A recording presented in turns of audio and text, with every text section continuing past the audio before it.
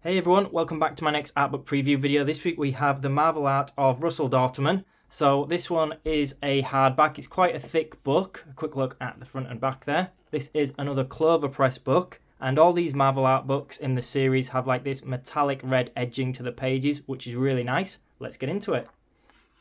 So these book series don't tend to have much of a contents unless I've just skipped over them. So I can't tell you the exact order of them, but maybe we can tell as we go through them. I have tried to record this video amongst a few others a few times today, but unfortunately it's a really sunny day and it always makes it really tricky to record book videos, especially when you've got glossy pages like this. It's very difficult, at least with my setup anyway. So this one is another in the series of Marvel art. They do come with these ribbons throughout as well, just to make them a little bit more fancy. And obviously what we can expect is art from the comic book series, or from Marvel comic book series. I'm not particularly a big comic book guy in general. It's just not something I've ever really bought, so I don't know tons about it. But I do know that Russell Dauterman is quite well known for his War of the Realms artwork. And we do have a fold out here. Let's see if I can show this on camera. Let's see if I can even fit it in the shot. Okay, so that's one side. And there is the other side. I'm having to zoom right out for this. That's crazy big. Let's see if I can actually get this in a similar position to where it was before.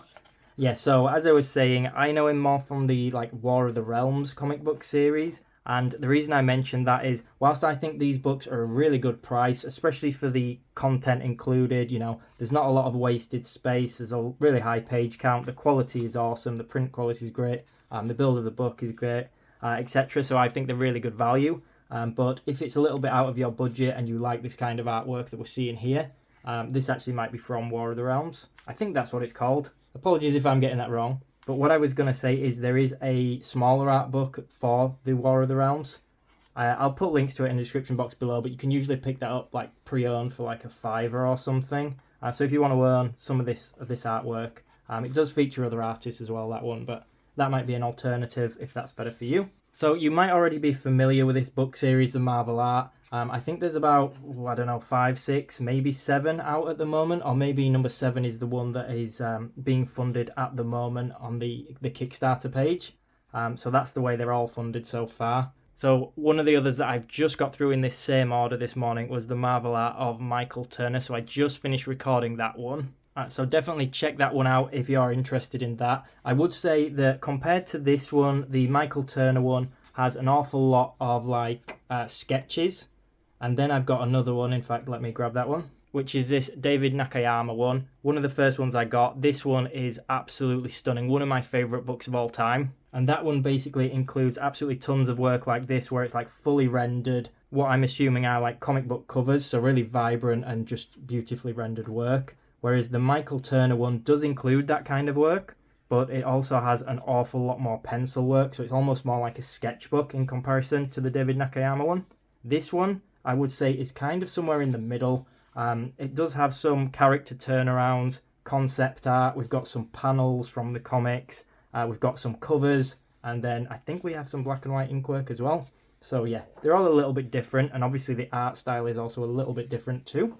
One of the things that actually did sort of entice me into getting the Russell Dauterman one, again, apologies to the artist if I'm pronouncing the name wrong, I might have pronounced it different to how I did earlier, but is actually the vibrancy of the colour on the work.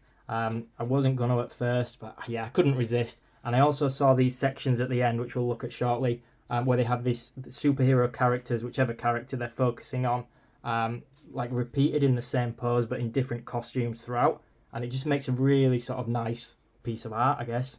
So yeah, couldn't resist. But yeah, there are other artists in the series as well, but I don't own those ones. I believe one of them is David Mack. I'm not really familiar with his work. Some of them I think are watercolor ones maybe. So if that's your kind of thing, it may be worth checking those out.